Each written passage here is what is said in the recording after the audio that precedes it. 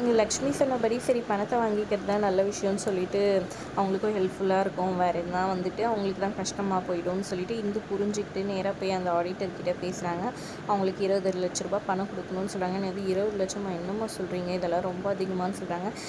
நீங்கள் பண்ணீங்களா, அதனால் அவங்க இப்போ வந்துட்டு என்ன பண்ணுவாங்களோ எது பண்ணுவாங்களோ தெரியாது.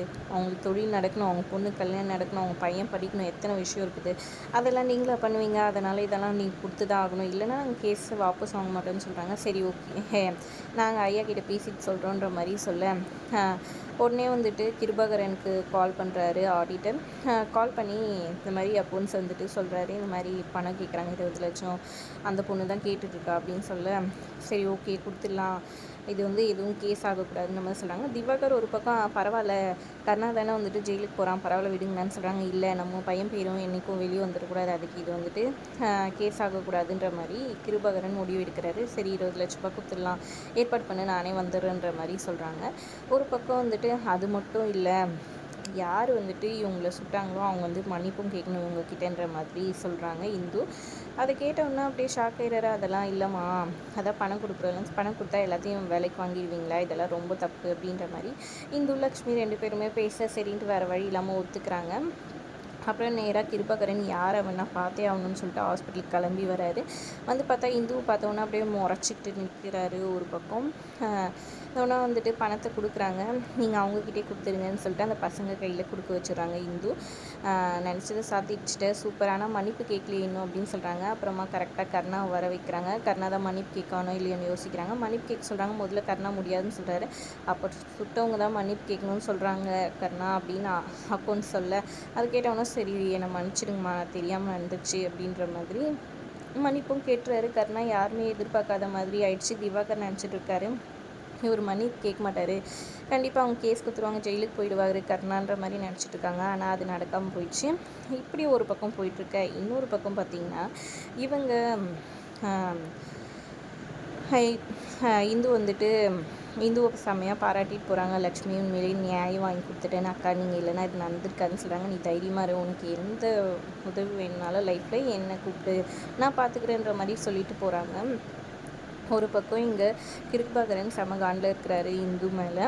அதுக்கப்புறம் கர்ணாவும் செம கடுப்பில் இருக்கிறாரு. ஒரு பக்கம் அதோட வெளிப்பாடை என்ன பண்ணுறாங்கன்னா, இந்துவோட அந்த பைக் ரைடு இதுவும் வந்துட்டு அக்கௌண்ட்டை வந்து பிளாக் பண்ண வச்சுடுறாங்க. அப்புறம் அவங்க போயிட்டு அந்த ஆஃபீஸில் வந்து என்ன ஏதுன்னு விசாரிக்க, அப்போ வந்து உன்னோட அக்கௌண்ட்டில் மூலமாக வந்துட்டு நீ நிறைய பேர் வண்டி ஓட்ட வச்சுட்ருக்க, அது நீ வந்து லாபம் சம்பாதிக்கிறதுக்காக எங்கள் இதுவும் தப்பாக யூஸ் பண்ணுற மாதிரி இருக்குது, அதனால உன்னோட இதுவும் பிளாக் பண்ணுறோம், இனிமேல் நீ இந்த இதுவை யூஸ் பண்ண முடியாது அப்படின்ற மாதிரி சொல்கிறாங்க. இதை கேட்டவுடனே ரொம்பவே அப்செட் ஆகி இந்து எவ்வளோ கெஞ்சுறாங்க, அவங்க ஓகே பண்ண மாட்டேங்கிறாங்க. ஆனால் இதுக்கு பின்னாடி இருக்கிறது கர்ணான்றது தெரிஞ்சுக்கணுன்னா ரொம்பவே கோவப்பட்டு அழுதுகிட்டே அங்கேருந்து வண்டி எடுத்துக்கிட்டு கடுப்பாயிட்டு வராங்க. வழக்கம் போல் கர்ணா வந்துட்டு கிண்டல் அடித்து பேசி அனுப்புகிறாரு இந்துவை ஒரு பக்கம். இன்னொரு பக்கம் பார்த்திங்கன்னா இங்கே திவாகர் வந்து கர்ணா வீட்டுக்கு வந்தோன்னாச்சே இவன் தப்பிச்சிட்டானே, இவன் எப்படியோ ஜெயிலுக்கு போகணுன்னு பார்த்தா இப்படி ஆயிடுச்சு, அடுத்த டைம் எதனா எதுவும் கெச்சிச்சுன்னா இவனை உள்ளே தலை வச்சுணுன்ற மாதிரி பிளானை போட்டுக்கிறாங்க. அப்புறம் எல்லாருமே கர்ணாவை இது பண்ணுறாங்க. என் கூட கொஞ்சம் தம்பி அதை கூட என் பையனுக்காக இப்படி நின்று பண்ணான்னு தெரிலன்னு சொல்லிட்டு ஃபீல் பண்ணுறாங்க சிவாவோட அம்மா. அதெல்லாம் ஒன்றும் இல்லைக்கா விடுங்கக்கான்னு சொல்கிறாங்க. சரி அவனுக்கு சாப்பாடு கொடுன்னோன்னா அப்புறமா கர்ணாவை கூட்டிகிட்டு போய் சாப்பாடு கொடுக்குறாங்க. இங்கே ஒரு பக்கம் இந்து வந்துட்டு சித்ராவுக்கு நோட்டும் அதாவது புக்கும் வந்துட்டு ஹால் டிக்கெட்டும் கொடுக்கறதுக்காக வந்திருக்காங்க. வந்து வாங்கிக்கோன்னு சொல்கிறாங்க. ப்ளீஸ்க்கா கிச்சன் கதவு திறந்துருக்கேன், நீங்கள் சவுரி எரி குச்சி வந்து கொஞ்சம் கொடுத்துட்டு போயிடுங்கக்கான்னு சொல்கிறாங்க. அப்புறம் சரி படிப்புக்காக தான்னு சொல்லிட்டு இந்து சவுரில் ஏறி குச்சி கிச்சன் வழியாக வராங்க. பயந்து பயந்து வராங்க. அப்போ ஒரு வாட்டி சிவா வந்துட்டு ஃப்ரிட்ஜில் தண்ணி எடுக்க வராரு. இவங்க ஓடி போகிறாங்க. அந்த பக்கம் வந்து சிவா ஏதோ பேய்ன்னு அலறாரு. அவங்க அம்மா வந்து அதெல்லாம் ஒன்றும் இல்லைடான்னு சொல்லிட்டு இது பண்ணி அங்கே வந்து கூட்டிகிட்டு போகிறாங்க. அப்புறம் சித்ரா வந்துட்டு கூட்டிகிட்டு போயிடுறாங்க நம்ம இந்துவை.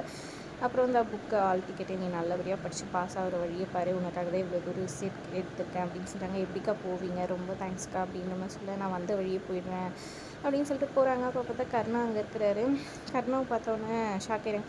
ஓ நீ கிருபா கிட்ட வேலை செய்கிறியா, இப்போ தெரிஞ்சு போச்சு, நீ ரொம்ப ஓவராக பண்ணி இருக்கிறது உனக்கு அப்படின்னு சொல்லிட்டு நேராக அவங்க கையில் இருந்த மை டப்பாவை எடுத்து பேக்லேருந்து எடுத்து அதை வந்துட்டு மூச்சு பூரா மீசை தாடி இது மாதிரியெல்லாம் வச்சு விட்டு போகிறாங்க கர்ணாக்கு.